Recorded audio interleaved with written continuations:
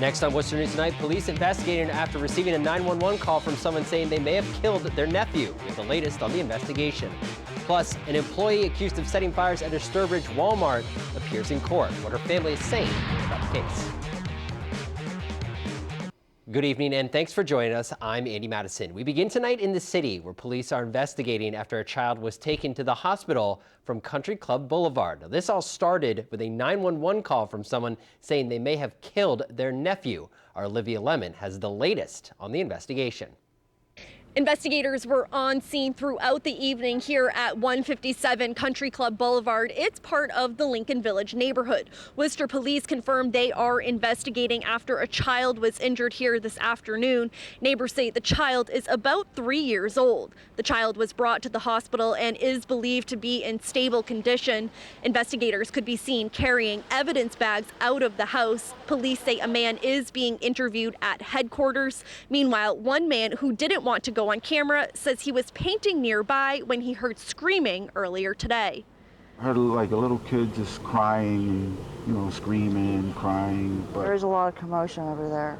Have you ever seen police called there? Oh, yeah. Okay. Now investigators cleared the scene around 7:30 tonight. Again, the child is believed to be in stable condition. In Worcester, Olivia Lemon, Worcester News Tonight.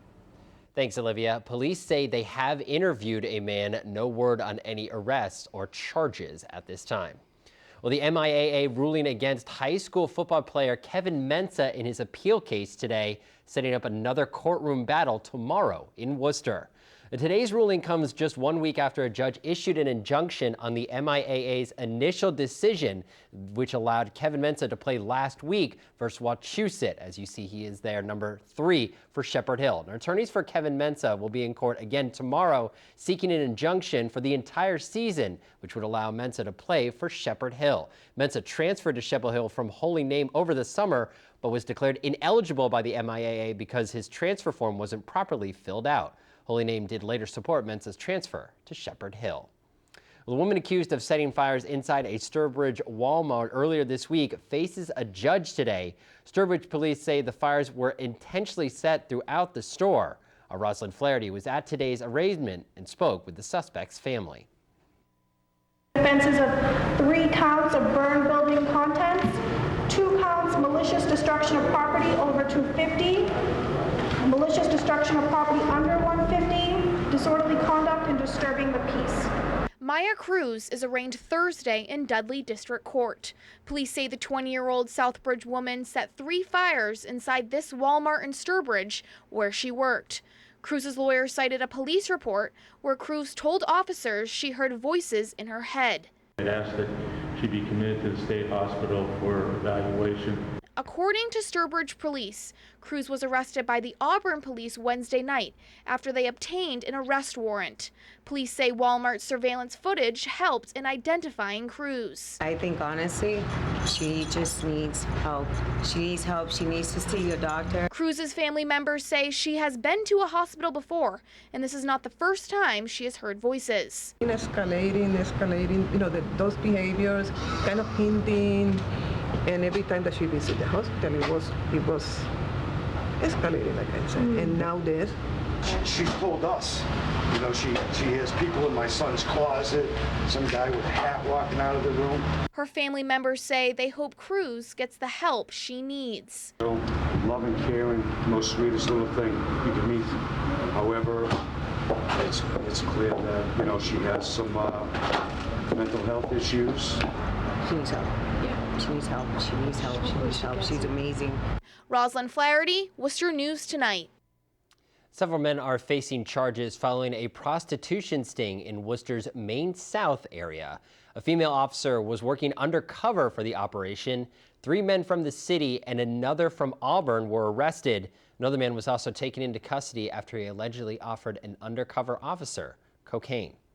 The sales manager of the Auburn VW arraigned Thursday in an alleged fraud case. Matthew Patrick and 2 co-defendants were arraigned on charges in connection with a scheme to defraud Volkswagen of America through Patrick Motors of Auburn, which you see there. A service manager and another sales manager also face conspiracy charges in the case. Patrick faces more than 50 charges, including attempting to commit a crime and larceny. He was released on personal recognizance and is due back in court in November. New Hampshire Supreme Court has ruled the details of a Westboro woman's sexual history will remain private after her rape and murder. 19-year-old Elizabeth Lizzi Marriott was a sophomore at the University of New Hampshire when she was killed in 2012. Seth Mazalia is currently serving a life sentence in her killing. On appeal, his attorneys argued that the trial court should have allowed him to introduce evidence about Marriott's past. Keeping kids off the streets and out of trouble. That's the goal of a new after-school program in Worcester, which opened earlier this year. Our Catherine Andrioli introduces us to the man who helped put it all together. Great Brook Valley in Worcester is now home to a new program that gives kids new opportunities, all thanks to a retired state trooper who created the sports zone. We haven't had sports here for a decade. And I said, wow, because there's so many kids.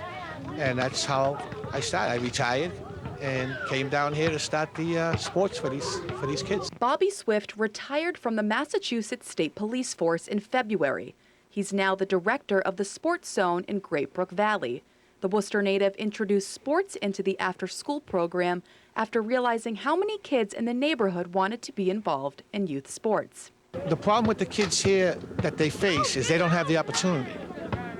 We have a lot of kids that want to play sports, all different sports. Like right now, it's mainly basketball. The after-school program provides children in the neighborhood a chance to play organized sports and also for structure, something the director says has made a tremendous impact on the community. We have 3 teams that travel outside and play all different teams in Massachusetts. But it keeps them off the street is the biggest thing. So instead of making their own decisions on what they're going to do, they come here. This is a great idea in terms of we have the gym here, and he's brought in volunteers, and now the kids are having something positive to do, keep them out of the streets, out of trouble, and we're really very excited about that. Swift says the sports zone has made a positive impact on the kids that come here every day, and also creates a community for them to maintain positive relationships. And we had some behavioral problem kids that are absolutely wonderful right now. So every kid that comes in, we pay attention to. We don't, everybody's somebody that comes in here. And it's growing more, they tell their friends, and they bring their friends, and the friends come. So each day, the numbers keep growing in terms of how many kids come here to be involved. In Worcester, Catherine Andrioli, Worcester News Tonight. The staff say involvement in the program is growing, and they have gotten a good turnout from students each week during the school year. Well, a familiar face in Worcester is planning to open a new bar, and he's hoping it will be unlike any other in central Massachusetts. Our Brittany Schaeffer caught up with former Sheriff Guy Glodis and has the details. The fact that the former Sheriff Guy Glodis is the owner, it'll be a fun, colorful place, just like politics. Political analyst Guy Glodis is opening a unique bar in Kelly Square. Glodis got his alcohol and entertainment license approved Thursday morning, bringing him one step closer to sharing his passion. The license for the ballot box was unanimously approved.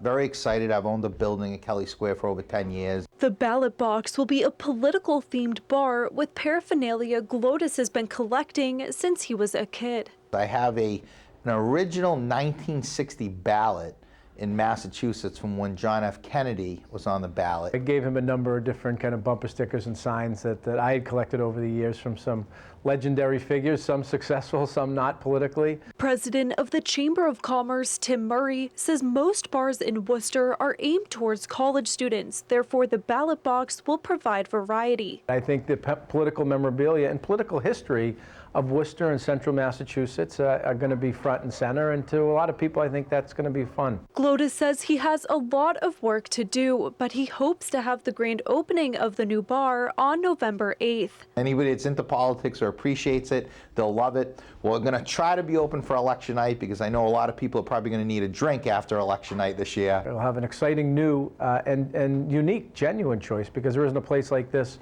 around. Brittany Schaeffer, Worcester News Tonight. November 8th, of course, the election day this year. Well, stay tuned if it opens up on time. Dozens gathering tonight in the city to share uplifting stories about beating cancer. Hanover Theater hosting Pink Lighting the Way for Women's Cancers event. It was a chance to hear about diagnosis and treatment. October is Breast Cancer Awareness Month, but this event focuses on all illness and cancer treatments for women. We've had so many women coming to us asking us for help, and with some of our funds we do pay for wigs and lymphedema sleeves for people that can't afford it, and just decided that we need to reach out to them, and maybe through this night we will be able to start a group or help start a group for other women's cancers.